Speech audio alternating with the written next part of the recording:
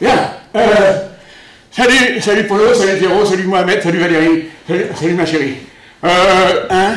Mohamed, pas de gosses. Pourquoi vous avez amené vos gosses? Fallait faire comme eux. Ils n'ont pas amené les gosses, ça c'est beaucoup mieux. C'était simple, c'est tranquille si tu veux. Et là, on va se faire chier, hein, s'il y a tous les gosses qui parlent pendant que je vous parle. Enfin bon, on va essayer. Je reviens, vous le savez tous, de 3 jours aux Assises nationales des Expo-Sciences à Clermont-Ferrand. Je vous dis tout de suite, ma vie a changé. Il y aura avant et après. Ah, ça je vous dis, il y aura avant et après, ça va changer. Hein. Alors, l'arrivée, bon, ils appliquent ce qu'ils disent, hein, c'est-à-dire accompagner. Tu ne peux pas te tromper parce que tu es accompagné. Dès que tu arrives à Polytech, tu es accompagné. Tu traverses, tu es accompagné. Tu en as d'autres qui t'attendent là-bas. À la sortie, tu es accompagné et tu es badgé. Voilà. Ah, ça, c'est côté pigeon voyageur, si tu veux. C'est-à-dire que le badge te permet d'être reconduit si jamais tu te perds dans le campus. Hein. Bon, là, heureusement, il n'y avait pas d'étudiants. Ça n'a pas fait de folie. Hein, c'est quand qu'il n'y a pas d'étudiants? Pas de jeunes, hein, surtout. Bon, on va faire nos assises ce jour-là, d'accord. Et là, quand je disais qu'on était accompagnés, je voudrais dire simplement qu'il y avait Hélène, Fanny, David, Jean-Charles, Aliès, Claudette, Hélène, Babou, Jeanne, Barbara, Jean-François, Jean-Claude, Pierre. C'est fou le nombre de gens qu'il faut pour accompagner 50 personnes qui décident de se mettre en assise pour réfléchir.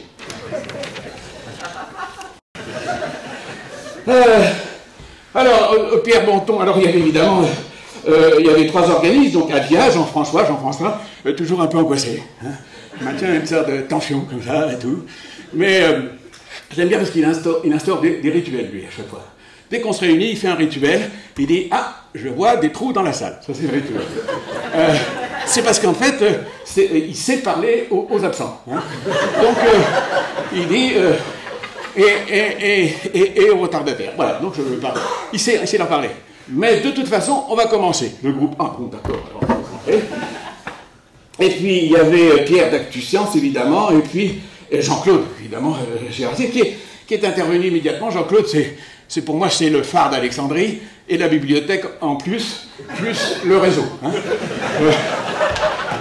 C'est-à-dire, moi, je regarde Jean-Claude, et je me dis, tant que je vois le phare, les Expo-Sciences, ça vit encore. Le jour où je verrai qu'il serait là, je me dis, oh putain, les Expo-Sciences... Depuis le début, il est là. Les officiels. Alors, je ne savais pas qu'il y avait des officiels qui venaient présenter dans les congrès. Mon voisin m'a dit, mais c'est normal, ça se fait toujours comme ça.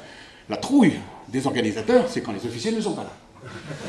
La première chose qu'ils regardent, c'est est-ce qu'ils sont là? Oui, ils sont là. Même Jeunesse et Sport? Non, Jeunesse et Sport n'est pas là. Oh, merde. Merde, heureusement, elle est venue à l'après. Hein. Parce que ça, c'est... Et là, tu sens que les officiels, je veux dire, quand ils sont pas là, ils se font remplacer. Et ça, ils n'aiment pas, les organisateurs. C'est comme le maire, quoi, je veux dire. Alors,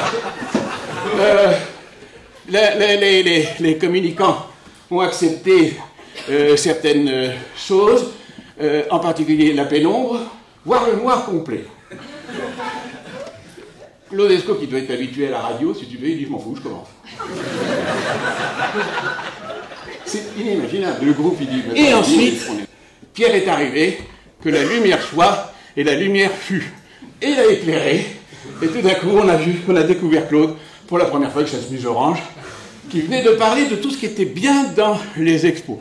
À partir du moment où il y a eu la lumière, il a parlé de tout ce qu'il fallait réformer. Ça a été terrible. À ce moment-là, ça a été terrible, si tu veux. Parce que, je veux dire, Jeanne, tu faut l'employer tout de suite. La fille de l'Observatoire qui est capable de te présenter un demi-camembert sans rougir, je veux dire, c'est exceptionnel. C'est exceptionnel. Alors, ensuite, quelle valeur à partager pour un projet? Marie-Odile, surprenante, hein. Je me dis, bon, elle parle aux Expo-Sciences quand même. Elle commence à nous parler d'elle. Je me dis, elle nous a pas vus. Elle n'a pas vu qu'on était là. Et elle a passé le micro à Pierre. Pierre, qui est conservateur en chef du Muséum de Paris. Il te fait éducation et muséum, c'est le « et » qui est le plus important. Il était heureux de nous retrouver parce qu'il a fait 15 ans au Jardin Lecoq. Alors, il était heureux de nous être là. C'était vraiment bonheur, le vrai bonheur. Le vrai bonheur, il dit, c'est de vous retrouver. Enfin, on m'a demandé de vous parler, je vais vous parler. Mais le vrai bonheur, c'est de vous retrouver. Tu vas bien, toi? On s'embrasse. En 3 diapos, en couleur, il nous a réexpliqué le muséum. Et moi, j'ai adoré. La première diapo, qu'est-ce qu'il y avait avant la Révolution? Question muséum, les universités. D'autre part, les jardins botaniques. Et troisièmement, les cabinets de curiosité. Vous l'avez, la définition du musée. Parce qu'on est étudié, valorisé, transmettre. Génial. Et ensuite, on est passé à Olivier de la Vergnasse. Olivier, c'est l'homme des paradoxes. Le mec, il a une casquette. Il a une casquette, il dit là, je suis le chercheur en sciences de l'éducation fondamentale. Il dit ça, je suis président du club de l'astronomie. Et là, tu sens que, dans le ciel. Quand tu lui parles, il faut savoir s'il a la casquette ou pas. Et moi, j'ai remarqué, je lui dis, t'as ta casquette là ou pas? Parce que des fois, c'est une casquette virtuelle, si tu veux. Alors, des fois, il répond avec sa casquette virtuelle, 2, et puis des fois, sans. Mais évidemment, pour le ciel, il est obligé d'enlever la casquette, puisqu'il y a les étoiles. Hein. C'est lui qui a inventé la machine à tirer vers la place publique les projets confidentiels. Voilà. Le mec, il arrive, j'ai dit, j'ai un projet, c'est confidentiel. Ouais, je vais faire marcher la machine. Et hop, il fait une machine, il te le passe en place publique.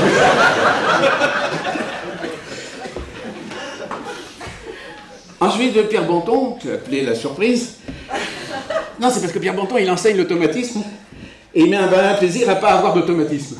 Ce qui fait que c'est incompréhensible, si tu veux. Donc,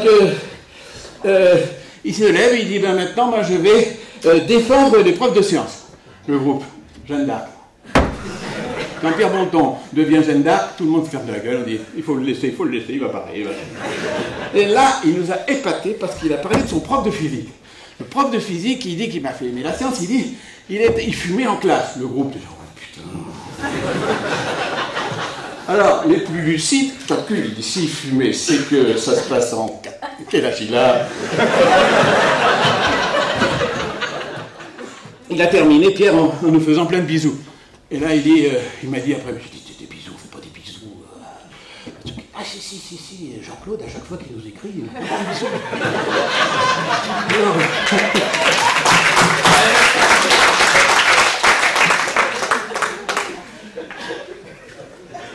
Bon. Ensuite, on a eu les questions de la salle. Je retiens la question d'Hélène qui dit actuellement les expositions, comment se les réapproprier, comment montrer que les expositions est un outil pour tous et non un projet en plus. Et tu sens qu'elle est dans l'émotion par rapport à ça. C'est-à-dire qu'elle l'a fait pour ça, en fait. Elle a rassemblé tout le monde, elle a fait du boulot pour ça, pour que ça se passe comme ça. Un spectacle du soir, bien. Le spectacle du soir. 3 parties. La première partie, c'était les étudiants, dont le thème était l'énergie des électrons libres. Alors, à les entendre crier avant et après, tu te dis, ils sont libres. Je ne sais pas s'ils sont électrons, parce qu'on n'a pas vu le sujet par rapport à l'électron, mais ils étaient libres. Et donc là, ça, c'est une leçon, ça. C'est une leçon complète. Et puis, notre conteuse, Françoise, alors bon, elle a dit 2 contes formidables. Je ne suis pas d'accord avec les éléphants, elle a dit 17 éléphants. Hein. Non, je suis pas d'accord. Bon, elle les divise, elle amène son éléphant, elle les divise, après elle s'en va, elle reprend son éléphant. Mais une fois qu'elle est partie, les mecs, ils calculent, 17 divisé par 2, ils n'en ont pas la moitié chacun. Il fait un tiers, ils n'en ont pas un tiers chacun, il n'en a pas un tiers. Et l'autre, il n'a pas un neuvième. Donc il faut qu'elle ramène son éléphant, puis qu'elle le laisse. Et puis tout d'un coup, surgissant de nulle part, du binaire, François Fabre. Et là, l'étonnement. Étonnement total. Le vrai Bobby Lapointe, lui aussi. C'est-à-dire un Pierrot, quoi. Un Pierrot qui voit les choses et qui, tout d'un coup, peut nous les faire passer. De temps en temps, il est autoritaire. Il dit, je voudrais vous faire passer ça, ça, ça. Et puis, de temps en temps, il est ouvert par rapport à ces événements-là.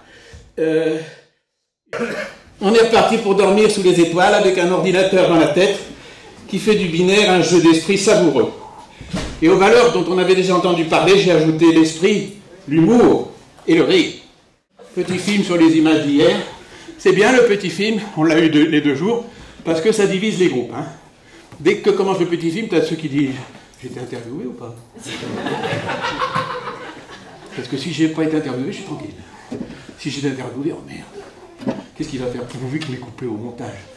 Après, tu as les mecs qui passent, si tu veux, puis tu as le groupe qui rit. Alors quand le mec est là, puis que le groupe rit, il rit de moi, ou il rit de... Et là, tu vois la vie du groupe quand il est pris en fait. Bon, on est rentré dans la stratégie pédagogique de... on ne peut pas réfléchir tous ensemble, donc on entre en atelier, on sépare le groupe. Moi, dès que je suis dans un groupe depuis 2 minutes, je me dis, c'est pas dans celui-là qu'il fallait que je sois. C'est dans l'autre. Et après, quand ils font c'est dit, eh ouais, finalement, c'était bien dans le mien. Moi, j'étais dans le G125, les publics. Vincent anime, Patrick et Joël témoignent, et nous, on s'exprime. Ah mais quand même, je vous raconte, parce que tel que le raconte Joël, c'est Joël, je crois. Joël et Patrick sur les Pays de la Loire, je me disais, pourquoi en fait, dans les expositions, on sent quand même qu'il y a Clermont-Ferrand et Nantes. Hein. C'est pas pour dire, mais... Hein, ils ne la ramènent pas, si tu veux. Hein. Ils ne sont pas là en train de dire, attends, en tant que Clermont ou Nantais, Pays de la Loire, non mais en fait, on sent. Et alors, les questions tout azimut, puis tout d'un coup, tu as Vincent qui prend la parole et qui dit bon, on pourrait juste boucher une petite synthèse. On dirait quoi finalement que, bon, je sais pas, que la structure et les réseaux, c'est notre architecture. Soyons bons architectes, que les jeunes sont au cœur du projet, qu'il faut identifier les publics, séparer aussi bien les présents que les absents, que l'accompagnement se biodiversifie, perd, tuteur, coach, exposer, c'est s'exposer, il faut oser, on a besoin d'internationaliser nos publics. Le groupe, putain, c'est ça qu'on a dit. On l'a dit à cette vitesse-là. On l'a dit comme ça. De toute façon, il dit oui, mais enfin, en gros, je travaille. Hein? Alors, ensuite, on a eu un déjeuner gourmand avec 20 pays. Là, le groupe est formidable en convivialité. Hein. Mon grand-père, il disait, quand on pense que tout ce qu'on se dit à la fin d'un repas comme ça, avant, c'était dans la bouteille, mais en même temps, il y a une liaison qui se crée entre les gens. C'est génial. Hein. Il nous avait eu. Et que réfléchir sur la nouvelle exposition, c'était rouvrir les portes de l'espérance. Le regard croisé, j'en dirais que 2 mots. On a fait l'art et science, moi j'étais dans le regard croisé. Marc a fait... Marc, il est génial. Hein. Marc, il a 3h37 de train. Il dit, je vais préparer ce que j'ai à dire. Et là, on a eu la synthèse de 3h37 de train sur la culture. Et à côté, il y avait celui que j'appelle le petit génie, Jean-Pierre. C'est parce que c'est lui qui transforme tout ce qu'on fait en truc complètement clair, déjà. Et alors, il avait un truc qui était génial, parce qu'on parlait, et lui, il écrivait au fur et à mesure. Mais il écrivait à sa manière. Donc, tout ce qu'on disait qui était moche, ça devenait beau, écrit par lui. Et on le voyait arriver. Ce qui fait que tu avais la possibilité soit d'écouter les autres, soit de regarder ce que tu avais écrit.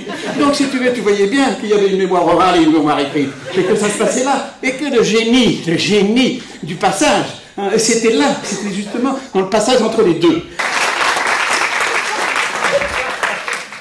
Ensuite, on a eu l'intervention filmée de Claudia Niré, et tout de suite, pendant qu'elle parlait, tout de suite à la fin qu'elle fait, j'ai écrit une lettre. J'ai dit, chère Claudie, je t'écris avant le 16 mai, pour peut-être nous donner quelque chose.